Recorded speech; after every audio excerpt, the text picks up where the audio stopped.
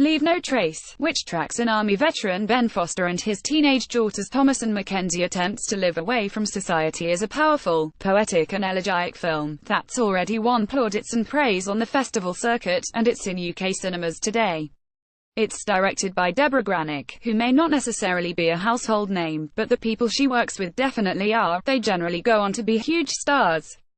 Granik launched the careers of Jennifer Lawrence, Vera Farmiga, and she looks to repeat the same trick with Leave No Trace's Thomasin McKenzie, while follow the film with David Michôd's Shakespeare flick The King and Taika Waititi's Jojo Rabbit.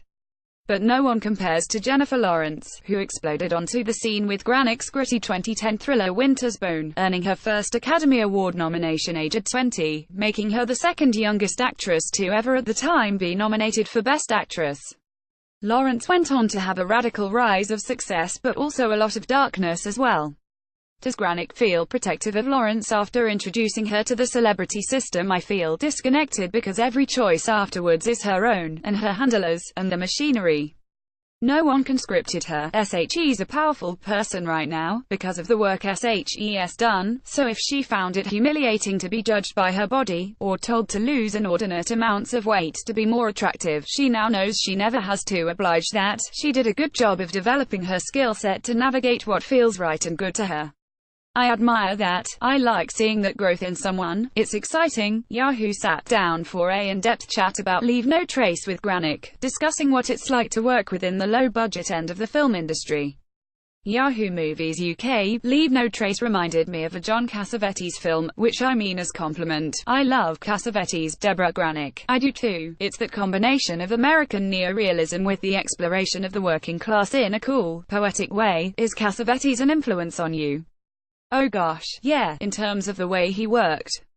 Without causing grief to people, I wish there was a way to work a little bit closer to how he worked with the smallness of the crew. He reminds me of a weird variant of Mike Leigh, the way he shapes his scripts. The core group of actors he worked with repeatedly had so much to offer him. That was what was so famous about Husbands, for example. They were riffing, they weren't filming improv, but the story and the script was developed by the actors interacting. I admire so much of what he was about, and I also like the fact that he could really appreciate the end in people's lives.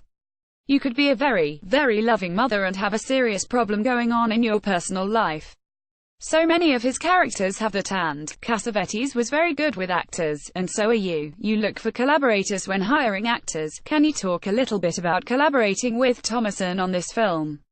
She read the book and she read the script very closely and developed her own ideas, and then was very willing to share her notes. We would sit, she'd have her script open with her notes and I'd have my notes, and we'd be able to have this exchange. She would tell me something she'd like to try, and I'd welcome that. I'd tell you her a variation I'd like her to try. It was important to give her a lot of brochures from the VA, for example. Brochures like what's it like to be a teen of a combat veteran and what's it like if your parent is experienced PTS. She internalized so much of that in such a gentle and respectful way. She was disciplined and very porous and willing to hear input and information. How do you frame information that you want to give to your actors? Some directors tell the actor exactly how to perform, others are able to get the information over in a more subtle way and allow the actor to come to the decision on their own. How do you work? I always start with what the actor brings, always. That's the groundwork, that's what they're feeling, that's what their body says. So to whip that into any other shape almost feels like a violence. I also like to provide some life models, or some situations that involve real training, which would be akin to other filmmakers who have permitted circumstances for actors to actually do the job, or, in this case, it was primitive skills training. I knew Ben Foster had already had discussions with veterans, because of other roles he's done. So I asked him to keep that in him. I expected him to do that and he did. I came up with a dossier with films and books that had influenced me when I was writing the script. What kind of influences? There was a very long-form article that's actually referenced visually in the film, about a Marine unit that was experiencing a very high rate of suicide, and it was a very beautiful account of what they were doing with the remaining men to keep these guys from leaving this planet. What can we enact and wasn't about drugs? It was about how the drugs hadn't worked. A parable of history. You can't make certain injuries go away with drugs, not injuries of conscience. There's a church dance sequence in the film, and it got a laugh in our screening. Unavoidable. I can see it being read on that level, but for me it didn't feel like your intention. You weren't making fun of these people. It was a risk all along. I love how into it they were. I loved that they were deriving pleasure. I could be derisive, but their pleasure was theirs. They don't care if you laugh. They may know that you're laughing because their costume seems strange, or the fact this practice exists seems strange. I wish I could have showed more of the dance.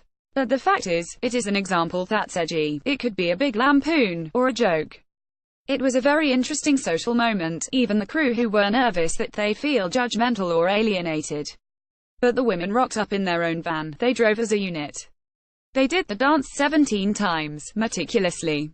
They had acquired the music. They'd got a young Christian rock writer to make it, which was priapic. They said the music has to be anointed.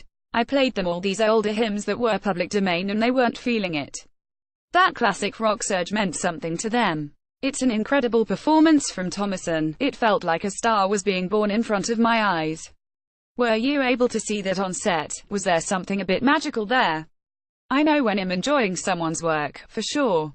That happened with Jennifer Lawrence, that happened with Vera Farmiga, so you do feel, amidst the nervousness, and wondering if any of it is working, that I could see for sure that I was responding to what she was putting out. I was loving what she was doing, but I don't think in those terms. The words star and celebrity are very threatening to me, because I'm choosing to work on the margins. I don't want to be connected to that system, because I can't do any more work if I'm connected with that system. Once there's a star system, the financial stakes became very huge, and the mechanism becomes very large, when you're dealing with someone who's got so many layers of representation, and the stipulations that are put onto you. I work in a budget range where I can't support special accommodations, I can't afford fancy traveling like a Raj with an entourage. The filmmaking caravan can't be this big expensive endeavor, not if you're going to tell stories about everyday life. It's a clash. People who are stars can't relate to everyday life, or participate in it, so the beat I was assigned, or that I took on, has to happen in a different way. You introduce people to the system. Is there a part of you that wishes you could keep people in the low-budget world? I don't need to keep people that need to go on to big things. My trade for that is I want a little bit of financing trust for introducing people.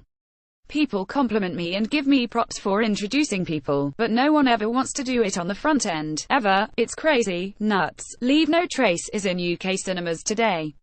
Read more Star Wars. Why are we still talking about The Last Jedi? What the hell is going on with Spider-Man? Shailene Woodley starved herself with 350 calories a day plus wine for new role.